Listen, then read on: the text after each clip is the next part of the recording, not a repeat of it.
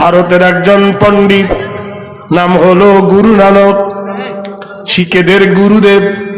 ওকে জিজ্ঞেস করা হলো, গুরু নানক সত্যিকারের বলো, হে গুরু নানক সত্যি করে বলো, পৃথিবীতে আশ্চর্য তুমি কি দেখেছ? গুরু নানক বলল, ভাই রে, আশ্চর্য জিনিস আমি দেখেছি।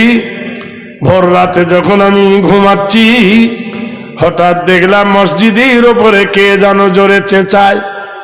কান খুলে আমি শুনি কে যেন কার নাম ধরে ডাকে।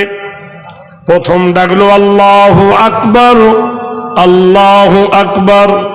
দ্বিতীয় ডাকলো আশহাদু আল্লা ইলাহা ইল্লাল্লাহ, আশহাদু আল্লা ইলাহা ইল্লাল্লাহ। তিন নম্বর বাক্য হলো আশহাদু আন্না মুহাম্মাদুর রাসূলুল্লাহ। আমার জ্ঞান চেতনার বিকাশ হলো। আমি ছুটে গিয়ে দেখি আজানটা দেয় কোথায়। যেখানে আজান দেয় দেখলাম মাইক নাই, উঁচু একটা মিনার, সেই মিনারে দাঁড়িয়ে আজান দেয় ভাষিত নাম 12 কৃত নব নৈতিত্য হেরি উচ্চারাধনায় নম।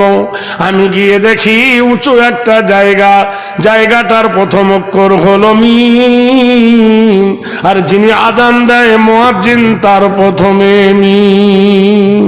আর যেখানে তৈরি করা হয়েছে মিনার, মিনারের প্রথমে মিম।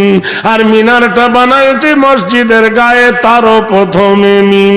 মুহাম্মাদের প্রথমে মো, মিনারের প্রথমে মো, মুয়াজ্জিনের প্রথমে মো। উচ্চ নাম আরাধনা কল্যাণ ঘেরি সর্বদপি গরি শিবং সুধায় নাম।